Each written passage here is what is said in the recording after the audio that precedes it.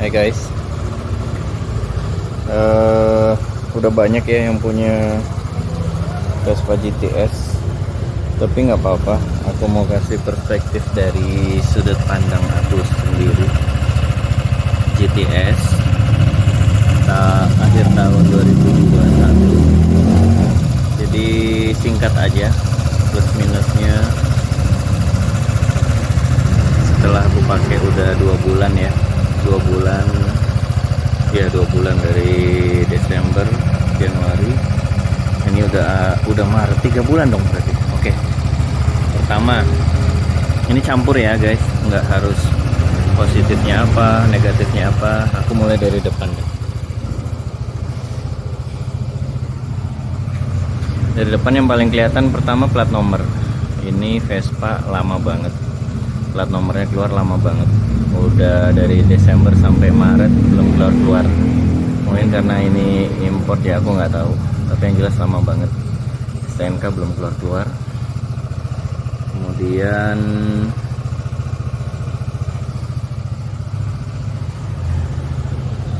untuk getaran mesin memang kelihatan kalau di sini ya guys, kalau di windshieldnya. Nih, kok nggak kelihatan di sini? Tapi kalau lagi dipakai, nah ini kelihatan banget geter ya tuh.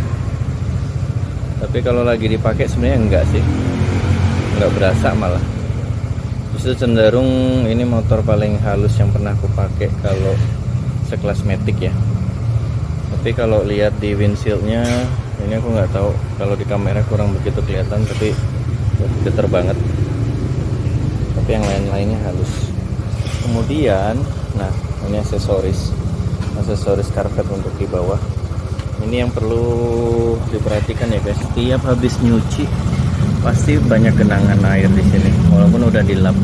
Mungkin dari sisa-sisa yang ada di dalam sini, dari atas apa gimana, dia somehow akan mengenang di sini. Dan kalian harus rajin-rajin ngecek, dibuka karpetnya kayak gini, terus dijemur atau dilap bisa sih. Kalau aku lebih prefer dijemur supaya nggak sama sekali ada lembab lah. Pengennya sih, harapannya supaya tidak menyebabkan karat ya jangka panjang. Kemudian ini yang aku anggap sih kayak hal yang perlu diperhatikan ya, bukan positif atau minus. Terus ininya lebar banget guys. Kalau ya semua orang udah tahu pasti yang punya Vespa, begitu ada yang bonceng, yang bawa itu pasti kagok banget, kakinya selalu nyentuh yang bonceng. Kalian akan tahu kalau udah punya Vespa, akan tahu rasanya, maksudnya akan tahu kesulitannya gimana boncengin orang dengan Vespa. Nggak nyaman banget, nggak tahu kenapa. Terus bensin aku bilang relatif boros sih, tapi aku nggak peduli. Kalau udah mampu beli, ya maaf ya, kalau udah mampu beli Vespa ya ngapain mikirin konsumsi bahan bakar. Terus aksesorisnya guys, solid, enak, bagus. Karena kabarnya import langsung dari Italia ya. Aku aja beli 1 set aksesorisnya, ada yang belum datang. Ini bagian depan besi kayak rak gitu, udah 3 bulan belum datang, katanya ngambil langsung dari Italia. Kemudian remnya mantep ya, remnya depan belakang cakram. Kemudian oh ya ini guys, aku suka dia udah dari sononya kayak gini, kayak hell ya, kayak selang hell, atau meskipun ini bukan hell tapi ini adalah selang rem yang terbuat dari selang besi lah ya. Jadi mengurangi apa namanya, kemungkinan melar pada saat kita ngerem. Ya intinya membuat pengereman jadi semakin solid lah ya. Ini ada ABS-nya. Suspensi depan so-so, enak, nggak istimewa tapi enak. Yang mantep suspensi belakang. Teman-teman kalau yang punya GTS atau pernah pakai GTS pasti paham. Masih di bagian depan, lampunya terang, kalau malam terang, enak. Handlingnya mantep, GTS ini mantep. Terus ini satu yang aku agak bingung, rak di depan ini loh, kayak nggak guna sih ya, kecil banget. Buat apa segini, naruh HP aja kadang susah, ketekuk-tekuk, jadi kayak useless gitu.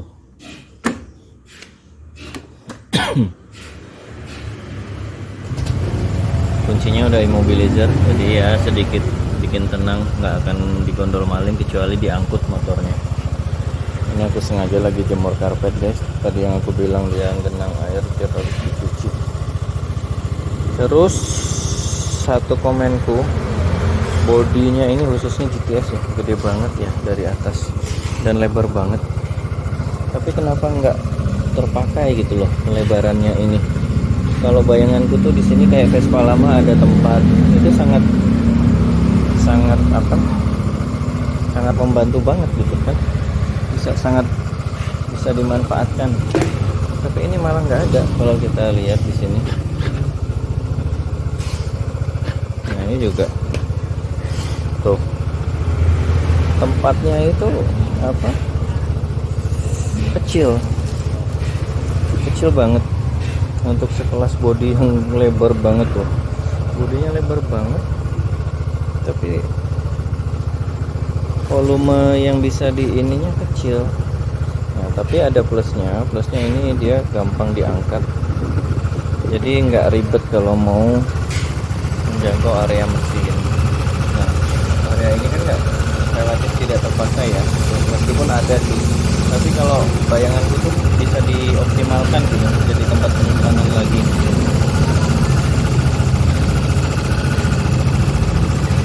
Kanan kiri ini bisa jadi tempat penyimpanan harusnya, kayak Vespa lama gitu kan, karena kan Vespa lama sebelah kanan mesin, ini nggak ada mesin, jadi kayak nggak dipakai tempatnya tuh. Nah ini simple, buka tutup area mesinnya, jadi nggak perlu ribet buka tutup baut segala macam, cukup ditaruh aja. Terus ngisi, ini udah sering dikomen sama orang, kecil dan kalau tumpah melebar kemana-mana. Tapi beberapa SPBU aku lihat udah paham, jadi mereka hati-hati pada saat ngisi bensin, jadi nggak terlalu isu sih kalau buat aku. Dan cakramnya mantap, belakang udah ABS cakram juga belakang. Terus handlingnya, suspensi belakang juara, enak banget kalau yang GTS ya. Silahkan coba bagi yang belum punya, pinjam. Suspensi belakangnya juara banget kalau yang GTS. Nah, so far gitu, ini motor nggak praktis, buat gaya doang, tapi enak, nyaman.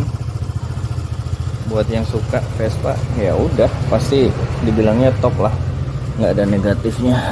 Kayak sama aku, bodoh amat dengan tidak praktis itu, dengan ketidakpraktisannya. Bodoh amat dengan keribetannya. Yang penting naik Vespa enak, nyaman. Oke guys, itu aja ya, terima kasih.